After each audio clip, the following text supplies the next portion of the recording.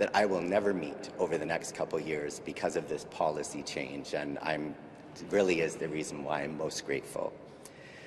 I say, we're partially there because of this policy change, because now we need to get it out there. And so I really call now on health and social service leaders to pay attention to the announcement, to read the materials that come out next, be aware of PrEP so you can help your community be aware of PrEP. It's only going to work if folks are aware of the opportunity.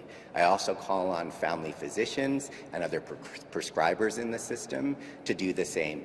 People are going to need you to offer them this resource. You're going to need to be able to talk to them about why they may need it. You're going to be able to need to offer it to them, and that means you need to educate yourself. So I ask that you do that quickly because the demand is high, and I alert you to a webinar on December 8th. You can go to mbhiv.ca for more information, and right there we'll give you an opportunity to register for a webinar to learn how to do this so you can hit the ground running. Thank you again for this wonderful news. It's greatly appreciated. And thank you in advance for those providers who I know are going to seize this opportunity so that we can really take the reins on what's going on with HIV in Manitoba and make some meaningful change. Thanks.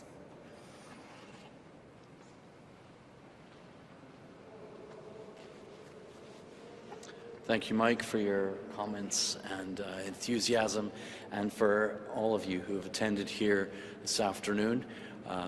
Thus ends the speaking part of this afternoon's program. There will be now some photos and possibly questions after that, so I'm going to hand over to the people who organize photos and let them sort out who stands where, and I'm told, as I just said, there will be some opportunity for questions following those photographs. Thank you all for being here, and I'll allow the others to choreograph the next few moments. Thanks again. We're going to jump into questions first. Okay. Specific to the announcement. We got first, then okay. So you have to jump in. Okay. I don't know, Mr. Goertzen,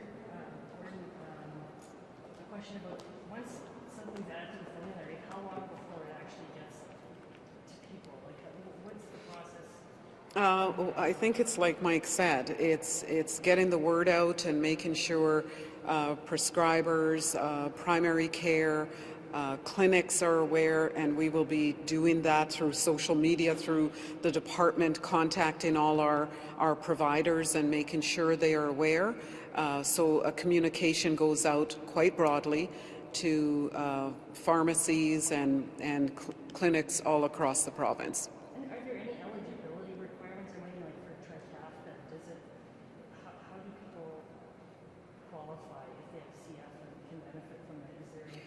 Yeah, so they will have to work with their clinician to go over the criteria in terms of their lung capacity or other issues that they may have related to cystic fibrosis, but that's all done through their primary care physician or the specialist that they may be working with. And do you know roughly how many people will benefit from the Trikafta from the PrEP in Manitoba? I know that there's over 200 individuals here in Manitoba diagnosed with cystic fibrosis. I don't have, Mike, maybe you have the number for how many people will benefit from PrEP. I don't have that number with me at the moment. Yeah, because it's a preventative intervention, I don't really have a number, but I do know where they've been able to really roll out PrEP in a significant way. In British Columbia, in Ontario, they've seen anywhere from a 20 to 30% reduction in new infections fairly quickly once PrEP really rolls out, if the community works well to do that well. And so I can't speak to a number of how many people would be on PrEP. I am looking for, and what we'll look for is to see some changes in the number of new infections that we have every year, particularly within some of the most vulnerable populations. Is that helpful? Well, stats are a little bit behind because of COVID, but I will say that we generally have between 100 and 140 new cases every year. We expect that number's growing slightly, and it's also getting more complicated. It's getting younger, and again, it's merging more and more into communities such as the Indigenous community, the African Caribbean Black community, and we're seeing increases again within the MSM community or the gay community as well. And so some of those community areas will be one of the places where we really focus our efforts in terms of promoting the opportunity of PrEP. Do you know why we're seeing more in those communities? Why we're what? I'm sorry? Why we're seeing a prevalence in those communities? Well, my preference is that folks would engage representatives of those communities. I'm not well placed to represent them, but certainly from what I hear from folks in the community, it's experiences of discrimination and systemic barriers. There's lots of reasons for folks in those communities to not yet trust health and social service systems, and so it's our work collectively to do things differently so that people feel safer and more comfortable. Part of that is making sure that we're responding to the needs as they present them, and PrEP is a good example of one of those needs.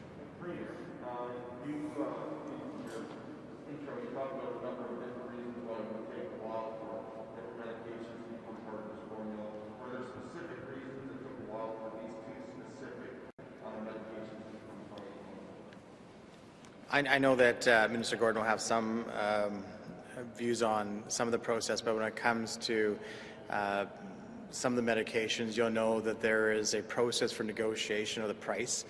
So provinces get together once a drug has gone through the Health Canada regulatory process and approval process, and then they negotiate collectively. There's usually a lead province that collectively negotiates the price with the drug manufacturer.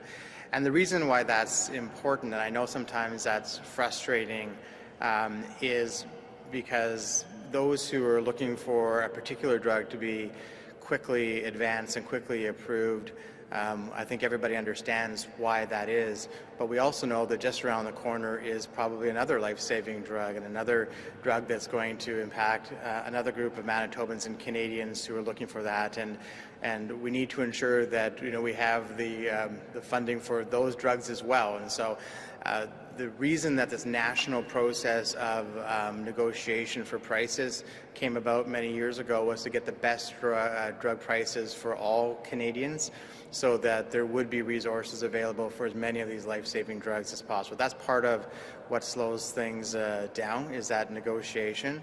And then beyond that, even in Manitoba, we have a bit of a different process in terms of drugs going on to the formulary that is now just changing because of legislative change that was made a few days ago in this past session. So in most other provinces, for a drug to get onto the formulary, it's essentially a regulatory process and is done at the regulatory level. In Manitoba, for whatever reason, it's been this way for many years, and it was this way when I was health minister as well. There's an added step that is a ministerial process, and so we're essentially reverting with the legislation that was passed a few days ago to a purely regulatory process, so that things should happen a little faster. I don't want to suggest that that'll be months faster, but it'll certainly narrow the gap between what we've maybe seen with other provinces, because we won't have that additional step. And how much would these medications cost without being added to the formulary for something called the access?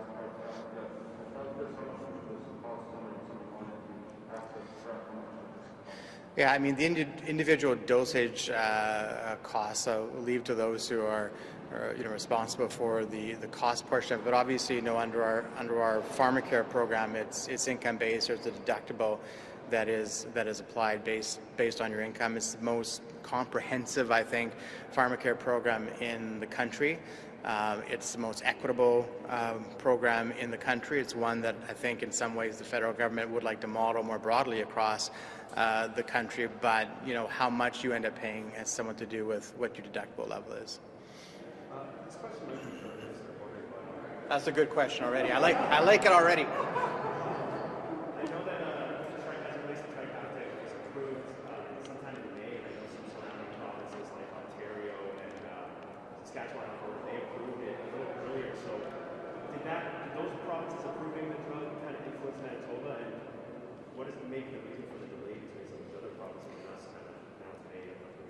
So as the Premier mentioned, after we go through that pan-Canadian process in terms of drug pricing, and then it's rolled out in each provincial jurisdiction, and Manitoba has different processes than the other provinces do. And as the Premier mentioned, we have streamlined that process so that it may not be months sooner, but much faster.